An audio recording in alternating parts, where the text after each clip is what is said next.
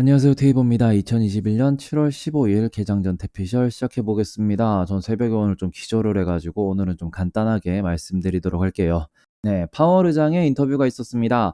자, 근데 파월 의장의 인터뷰가 쭉 여러 가지 단어들이 나왔습니다. 이것에 대해서 정리가 또 인터넷에 많이 되어 있기 때문에 한 번씩 찾아보셔도 좋을 것 같고요.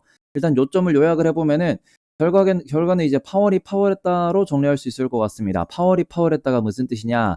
인플레이션에 대해서도 충분히 우리는 예상하고 있다. 거기다가 인플레이션이 일시적이기 때문에 테이퍼링을 서두르지 않을 것이다. 테이퍼링을 서두르는 것 자체가 실수가 될 수도 있다. 금리 인상 같은 경우에는 아주 큰 충격을 야기할 수 있다. 뭐 이런 식으로 말 그대로 시장이 걱정 마세요라는 얘기도 했습니다. 거기다가 이게 기후위험에 대한 언급도 했기 때문에 이것은 어떻게 보면은 ESG에 대해서 연준 역시도 신경 쓰고 있다라는 점을 강조한 것이다 라고 해석하실 수 있을 것 같습니다. 거기다가 달러에 대한 발언도 이어갔죠. 우리는 달러에 경쟁할 수 있는 화폐가 없다. 위안화 같은 거는 달러에 적수가 될 수 없다 라고 자신감을 내비쳤고, 거기다가 CBDC에 대한 적극적인 발언을 하면서 우리가 9월 달에 이제 디지털 화폐에 대한 보고서를 또 발간을 할 것인데, 요게 나오면은 비트코인의 필요성이 없어질 것이다. 가상자산이라는 것은 더 이상 필요하지 않은 자산이 될 것이다. 이런 식으로 또 경계 발언도 했습니다. 자, 이러면서 투자자들이 조금 이런 것에 대해서 고민을 좀 해봐야 될 것 같다라는 생각인데, 어떻게 보시면은 요것과 함께 연준에서 베이지북이 또 발표가 됐습니다. 1년에 4번 발행하는 베이지북입니다. 발행이에요. 공통된 의견은 무엇이냐? 네, 경제회복이 잘 되고 있고, 거기다가 공급 차질이 광범위하기 때문에 물가 상승 속도가 좀 빨라진 측면이 있지만, 그만큼 경제회복이 잘 되고 있기 때문에 충분히 소화할 수 있는 상황이고, 요게 이제 공급망이 조금 더 개선이 되고 공급망이 안정이 되면은 이 상황에서 경제가 계속 성장하는 것은 당연한 거 아니냐? 모든 게 좋은 골디락스다. 뭐 이런 식으로 또 표현이 되어 있습니다. 그래서 너무 걱정하지 말라라는 말이 조금 주된 그 어투기 때문에 요것에 대해서 우리가 좀 확인을 해주셨으면 좋겠고, 그럼에도 불구하고 증시 움직임은 반대 방향이었습니다. 떨어졌어요. 좋은 이야기를 했음에도 불구하고 떨어져 버렸습니다. 자, 그렇기 때문에 이거는 어떻게 보면 신고가 랠리를 하고 있는 상황에서 부담스러워서 떨어진 거지 이게 밀려 내려간 것은 아니다. S&P 500은 0.12% 신고가죠. 나스닥 같은 경우도 0.22% 하락했습니다. 15,000에 터치는 실패했으나 요게 뭐 결코 밀려서 나락으로 간 것은 아니다 라고 보셔야 될 것 같고, 러셀리션 같은 경우에는 지금 델타 바이러스가 확산되는 그 상황 속에서 미국 내수는 별로 좋지 않은 상황이다라고 해석을 해주셔야 될 것 같아요. 러셀 2000이 내수를 대표하는 지수다라고 보시는 게 좋을 것 같고,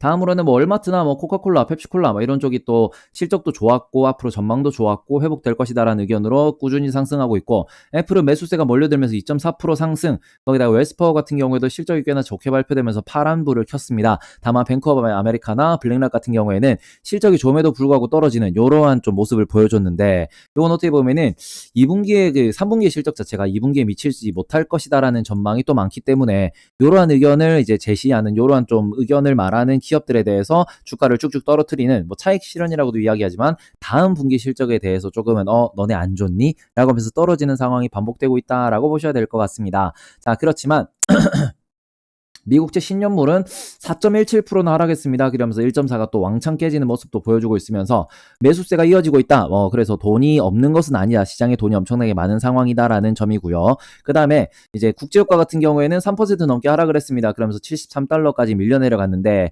요게 드디어 오펙과 오펙 플러스라고 하죠. 오펙 플러스의 회의 결과가 원래는 7월 첫째 주에 발표가 되어야 됐지만 지금은 셋째 주죠. 이제 2주가 지연된 후에 발표가 되었지만 결국에는 예상은 똑같았다라는 겁니다. 자, 그렇기 때문에 수요와 공급이 불균등한 상황에서 지금 그래서 왜 밀렸냐, 여전히 증사는 8원이나 돼야 된다, 가능하다라고 하는 건데 왜 이게 유가가 밀려 내려갔냐라고 보시면은 델타 변이 확산세가 심상치 않다라는 점이 또 여기를 또 자극하고 있다라는 것으로 보셔야 될 것 같고요. 자, 이 상황에서 구리나 다른 원자재들도 한번 보도록 할게요. 구리 선물 같은 경우는 0.67% 하락을 했습니다. 영국 기준입니다. 자, 그런데 이걸 놓고 보셨을 때 오늘은 밀려 내려갔지만 또 밀린 것은 아니다. 왜? 지금 한 달 동안 횡보를 하고 있으니까, 이렇게 보시면은 지금 투자자들이 많이 보시는 게 원자재 인플레이션이 고점이냐 아니면 횡보냐, 이게 원자재가 많이 가격이 상승을 한 상황은 맞는데, 이게 정말로 수요와 공급이 요게 이제 자리가 좀 잡히면서 수요도 늘어나면서 공급 사이드가 조금 이제 증설 혹은 뭐 늘려나가는 시간이 걸리니까, 여기에서 이제 더 많은 자원을 필요로 하고 있고 자원을 공급하고자 하지만 공급이 제대로 이루어지지 않고 있기 때문에 어느 정도 높은 가격대로 형성이 되는 것이 아니냐, 이렇게 보시는 분들 횡보냐 아니면은 아이 또 떨어질 거야. 또 새로운 광산 만들어지고 또 다시 또 운송 차질 같은 게 떨어지고 하면은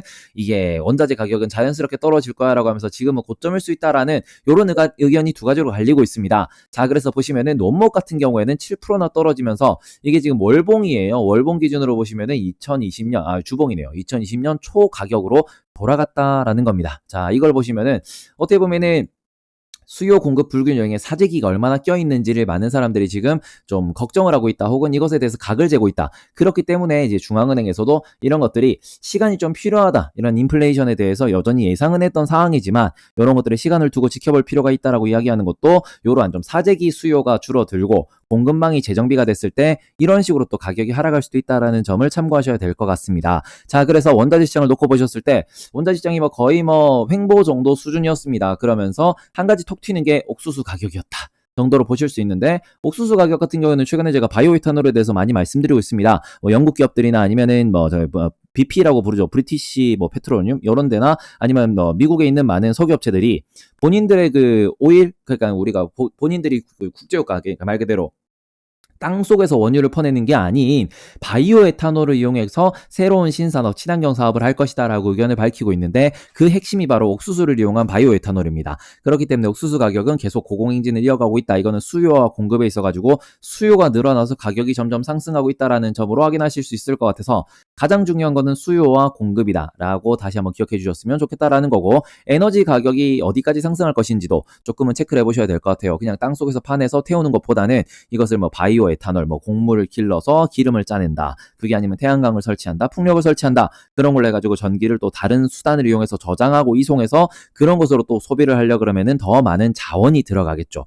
그게 이제 좀 과도기적인 측면이 있기 때문에 이것으로 에너지 가격이 어디까지 상승할지도 보셔야 될 것 같고요. 비트코인 같은 경우에는 다시 33,000달러로 복귀를 했습니다. 자, 그래서 파워르장이 분명히 그 CBDC가 만들어지고 이제 달러 코인이 만들어지면은 가상자산은 불필요할 것이다라는 발언을 했음에도 불구하고 34,000달러를 유지하고 있다라는 거죠. 결국 오늘은 파워르장이 연설을 했음에도 불구하고 채권 시장은 암홀랑하고 매수를 이어가고 있고요. 거기다가 증시는 하락했고, 거기다가 가상자산 시장에서는 파워르장이 얘기를 해봤자 뭐야 조건되는 이라는 반응으로 좀 대응했다 정도로 봐주셔야 될 것 같습니다. 다음으로는 원달러 환율입니다. 1144원 정도 수준이에요. 자, 이걸 놓고 보시면은 꽤나 많이 밀려 내려왔다라는 것이고, 요게 미국 달러 지수랑 같이 3개월치를 놓고 보시면은 3개월 전 기준, 1년이네요. 1년 전 기준으로 놓고 보셨을 때 미국 달러는 이제 최근에 이렇게 쭉 밀려 내려오고 그 다음에는 다시 올라가고 있는 모습. 이지만 원달러 환율은 많이 밀려 올라간 모습입니다. 그렇기 때문에 이제 상대적으로 원화가 최근에 방어력이 좋은 것은 아니었다라고 보실 수도 있을 것 같아요. 하지만 지금 주차를 좀 잘 하려는 모습을 보여주고 있다 정도로 해석을 하시면서 1140원대에서 조금 그 안정세를 보인다 그러면은 다시 또 외국인들이 우리나라에 대해서 또 다른 시각으로 바라볼 수 있기 때문에 환율은 급변동이 문제가 되는 거지 횡보하는 것은 큰 문제가 아니다라는 점을 이제 확인해 주셨으면 좋겠고요. 이것을 다른 나라 환율과 같이 비교를 해봤을 때는 이제 터키의 리라화나 아니면 브라질의 헤아라 같은 걸 한번 보겠습니다. 자, US 달러 대비 이제 리라화가 가격이 오르는 게 아니고 가격이 폭락하는 거죠. US 달러가 위에 있습니다. 브라질 헤아라 역시 마찬가지인 게 얘네들은 정신을 못 차리고 있어요. 자, 이러면서 이제 달러가 올라가고 있다, 상대적으로 약세를 꾸준히 보이고 있다. 거기다가 2016년부터 기조였다라고 보실 수 있습니다. 자, 그러면서 이런 국가들 같은 경우에는 아무래도 체력이 약하기 때문에 일방적으로 처맞는 분위기가 강했다라고 보셔야 될 것 같은데, 그에 반해 원 달러 환율 같은 경우에는 오히려 코로나 때 원화가 훨씬 더 강세를 보여줬고, 거기다가 지금은 원달러 환율에 있어가지고 원화가 여전히 지금 올라가고 있다, 밀려 올라가고 있다, 위험하다라고 우리가 이제 알람을 울리고 있지만, 최근 5년 정도 놓고 봤을 때는 평균치다, 너무 걱정하실 필요가 없다라고 봐주실 게 좋을 것 같습니다. 그래서 충분히 우리가 투자 매력도가 높은 시장이기 때문에 이제 주주환원 정책, 배당이 올라가고 있고 배당 성향이 올라가고 있죠. 이런 것들이 올라가는 상황에서는 투자를 계속 이어가시는 게 좋을 것 같다. 그리고 그런 점에 대해서 외국인들이 인지하는 순간 외국인이 한 방에 매수를 들어오면은 예를 들어서 삼성전자라든지 아니면 금융권이라든지 이렇게 배당을 잘 주고 이제 투자 의견을 혹은 배당이나 배당 성향을 올려가는 이런 기업들은 외국인들의 매수로 한순간에 튈 수도 있기 때문에 조금 오래 걸릴 수도 있겠지만, 최소한 좀 꾸준한 마인드로 투자를 이어가셔야 좋은 결과, 아주 좋은 결과가 나올 수도 있다라는 점 다시 한번 말씀드리도록 하겠습니다. 자, 다음으로는 그렇다고 해서 너무 좋을 호냐 하면은 호호는 아니다. 왜냐? 델타 변이에 의해서 람다 변이가 확산되고 있다라는 거고, 남미를 넘어서 다른 국가에도 확산되고 있는데 람다 바이러스에 대한 치명률에 대한 걱정이 좀 많이 나오고 있습니다. 왜냐하면 칠레 같은 경우에는 이제 코로나 바이러스 사망률이 9%에 이른다, 뭐 이런 이야기도 있기 때문에 람다 바이러스가 정말 위험해서 그런 건지, 그게 아니면은 이제 칠레의 의료 시스템이 안 좋아서 그런 건지에 대해서, 뭐 통계가 이상해서 그런 건지에 대해서 한번 체크는 해보셔야 될 것 같아요. 자, 그리고는 지금 미국 같은 경우에는 여전히 델타 변이가 많이 확산되고 있는데 LA 기준으로 확진자가 6배나 폭증을 했고, 그 상황에서 병상도 어느 정도 포화를 좀 맞이하려고 하는 분위기가 이어지고 있다라는 겁니다. 어떻게 보면은 너무 많은 바이러스 이제 확진자가 나오다 보니까 다시 한번 병원이 조금 위험한 상황으로 이어지고 있다라는 건데, 요 점이 우리가 투자함이 있어가지고 단기적으로는 당연히 악재로 작용할 수밖에 없다라는 거. 거기다 한국 같은 경우에는 백신 접종률이 낮기 때문에 미국보다 좀 더 심각한 상황으로 이어질 수도 있다라는 점을 체크해 주시면서 우리 모두 건강 관리에 힘써 주셨으면 좋겠다라는 것이고요. 다음으로는 미중 정상회담이 임박했다라는 겁니다. 지금 뭐 고위 관리가 또 만날 것이다라는 이야기가 나오고 있는데, 어차피 지금 그 푸틴 대통령은 만나고 왔어요. 거기다 한국, 일본, 뭐 유럽 정상들 다 만났기 때문에 중국도 만나야죠, 당연히. 그러면서 미중 갈등에서 가장 중요한 포인트는 지금 미국이 때리고자 하는 그 중국의 포인트들이 우리나라에 피해를 입힐 수 있느냐 없느냐를 보셔야 될 것 같아요. 예를 들어가지고 대만을 중심으로 논쟁 포인트를 가져갈지, 아니면 아시아 시장 전체를 가지고 논쟁 포인트, 한국이나 아시아, 베트남 뭐 이런 데, 필리핀 이런 데를 다 이제 언급하게 될지, 거기다가 중국 반도체, 중국 내에 있는 뭐 SMIC 뭐 이런 데나, 아니면 중국에 있는 뭐 여러 칭화윤이 이미 부도가 났으니까 다른 그런 몇몇 중국의 반도체 기업들을 중심으로 때릴지, 아니면은 중국 내에 있는 반도체 공장들에 대해서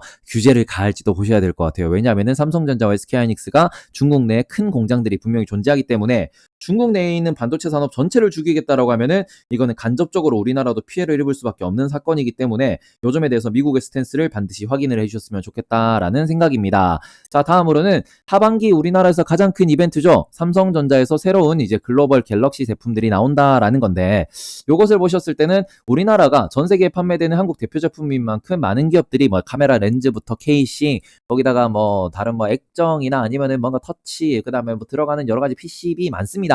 그런 기업들이 전체적으로 한꺼번에 움직일 수 있기 때문에 요것도 한번 잘 생각을 해주셨으면 좋겠다라는 겁니다. 투자는 결국 한 분기나 두 분기 앞을 이제 가정에서 미리 매도를 하는 것이기 때문에 현재 시점에서 가장 중요한 투자 아이디어가 될 수 있지 않을까라는 생각이고요. 거기에 이어가지고 OLED TV 관련돼 가지고는 OLED가 점유율이 점점 올라오고 있다라는 이야기가 많이 나오고 있습니다. 게다가 OLED는 중소형에서는 아이폰이라고 하는 새로운 강력한 소비자가 나타났고, 대형에서는 자동차라고 하는 강력한 또 소비자가 나타났죠. 그렇기 때문에 아무래도 OLED 시장은 여전히 한국 시장이 1위긴 합니다. 그것을 볼 때 LG 디스플레이나 삼성 디스플레이에서 라인 증설을 꾸준히 지금 검토하고 있고, 이게 실제로 이어진다 그러면은 스마트폰, 거기다가 자동차 전장, 여기다가 OLED가 더해져 가지고 요 동네도 한 번쯤은 이제 불을 뿜을 수도 있다라는 점을 확인해 주셨으면 좋겠습니다. 관련된 기업들 이제 다들 한번 검토를 해보셨으면 좋겠다라는 생각이고요.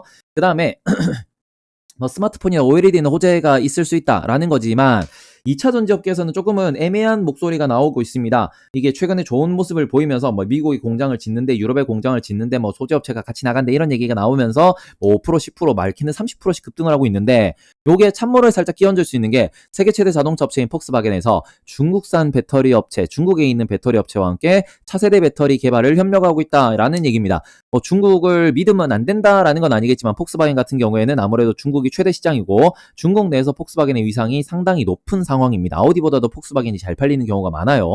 자, 그렇기 때문에 요걸 놓고 보면은 폭스바겐 자체가 중국 시장을 노리면서 이건 어쩔 수가 없는 선택이다라고도 이해할 수도 있겠지만, 반대로 이제 2차 전지 시장, 한국의 2차 전지 기업들이 최근에 급등을 많이 했기 때문에 요 뉴스를 딱 보는 순간, 아 뭐야, 우리가 아니었구나, 매도를 하자, 이런 식으로 또 떨어질 수 있다라는 점을 체크해 주셨으면 좋겠다라는 거고요. 한샘이 사모펀드에 팔린다라는 뉴스가 공식적으로 나왔습니다. 뭐 지금 얘기가 나오는 거는 주당 22만 원 선에 매도를 한다. 경영권 프리미엄 포함요. 그래서 이제 22만 원을 이제 1.3으로 나눠 보시면은 22 나누기 1.3 해볼게요. 그럼 대충 곱하기 아닙니다. 죄송해요. 22 나누기 1.3 해보시면은 대충 한 주당 17만원 정도 선에서 거래가 됐다라는 겁니다. 자, 그렇기 때문에 지금 주가보다도 위에 있다라는 점으로 보실 수 있을 것 같은데, 경영권 프리미엄 포함이에요. 자, 그렇기 때문에 어떻게 보면은 이게 지금 M&A 같은 게 아스트도 발표가 또 났죠. 인터파크도 발표 이제 소문이 돌고 있고 요런 점들을 놓고 보시면은 지금 시장은 델타 변이와 람다 바이러스 변이에 대해서 우리가 좀 공포를 느끼고 있고 실적이 잘 나옴에도 불구하고 아 그래 실적이 잘 나왔네. 좋겠네. 짝짝짝. 우리는 뭐 조금은 쉬어가는 너무 고점이니까 부담스러운 그런 타이밍이다라고 하면은 결국 어그로는 이런 데 많이 끌릴 수 있습니다. 그렇기 때문에 시장에 큰 흐름이 없을 때에는 확정적인 소식이죠. 이런 소식에 또 많은 사람들이 열광을 할 수 있습니다. 지금이라도 살 거야, 조금이라도 1%라도 먹을 거야 하는 분들이 또 있을 수 있고 아니야 나는 예전부터 이런 걸 예상을 했었어. 아니야 나는 이미 어제 사놨어 이러고는 나는 던지고 나간다. 이러한 매수 매도의 물결이 이어질 수 있기 때문에 이런 것들은 어떻게 보면은 좀 투자 아이디어로 연결하면은 단기적으로 좋은 성과도 나올 수 있지 않을까라고 생각을 합니다. 자, 그래서 인터파크, 한샘, 아스트를 보셨을 때는 저는 아스트가 제일 좋지 않나라고 생각을 해요. 신빙이기도 하고 아스트는 아주 저평가이기도 하고 거기다 매수 주체가 CS 윈드라는 이야기가 있기 때문에 산다는 사람이 확실히 나와 있고 가격이 싸다라는 걸 많은 사람들이 알고 있는 상황에서 이 회사의 가장 큰 리스크였던 대주주의 그 낮은 그 지분율 플러스 약간은 불안한 재무 상황을 해결해 줄 수 있는 이제 백기사가 나타난 거죠. 그렇기 때문에 아스트 같은 경우에는 상당히 좀 좋은 분위기가 나올 수도 있다라는 생각이고 한샘과 인터파크는 거의 끝나지 않았나. 한샘은 뭐 사는 가격도 결정이 났고 이제 실사를 들어가겠다라고 했고 인터파크는 아직까지 누가 살지 모르는데 이미 상한가를 갔죠. 그래서 저는 아스트에 오늘 조금 관심을 가져보는 게 어떨까라는 생각도 든다. 라는 그런 저의 생각이고 믿지 마세요. 믿지 마세요. 저는 어제 분명히 인터파크보다 한샘이 더 좋다 그랬는데 인터파크는 상을 가고 한샘은 상을 못 갔습니다. 자, 그렇기 때문에 절대 믿지 마시고 이런 기업들이 오늘도 이슈를 끌고 갈 수 있다라는 이야기로 조금 전해주셨으면 좋겠습니다. 다음으로는 이제 한국경제신문에서 나와 있는 헤드라인들입니다. 헤드라인이 많이 바뀌지도 않았고 또 거기다가 주요 기업들이 없어요. 바이오 기업들 얘기 좀 나오고 뭐 고려아연이 뭐 이런 얘기가 있었다 정도 나왔다라는 거는 메이저 섹터와 메이저 기업이 없기 때문에 그만큼 시장이 이슈가 없다라는 것이고 요럴 때는 뭐 M&A와 같이 아니면은 뭐뭐 할 거래 뭐뭐 카더라 요런 기업들을 중심으로 뭔가 좀 단타성 혹은 뭐 이런 조금의 이제 단기간 단발성 이벤트들이 좀 많이 발생할 수 있다라는 점을 보셨으면 좋겠습니다. 자, 그래서 이럴 때는 투자에 유의를 하면서 내게 왜 떨어지는지 이런 것도 한번 체크를 해주셨으면 좋겠다라는 거고 오늘도 투자는 안전하게 하셔야 된다. 라고 말씀을 다시 한번 드리도록 하겠습니다. 자, 오늘의 대피셜은 여기까지입니다. 환율도 쏘쏘하고 EWI ETF도 쏘쏘해요. 오르긴 했지만 뭐 큰 폭으로 오른 건 아니고 실적 발표가 이어지고 있는 상황이지만 미국에서도 실적 발표와 함께 떨어지는 기업이 부지기수입니다. 그 말은 곧 이게 지수가 고점이기 때문에 어차피 팔 거 이거 명분으로 팔자 하고 던지는 사람들이 많다라는 거예요. 그렇기 때문에 미국 시장에 좋다라는 파월한 인터뷰가 나왔음에도 불구하고 시장이 하락을 했기 때문에 결국에는 큰 이벤트가 없는 상황이고 적당히 먹고 적당히 다시 사자.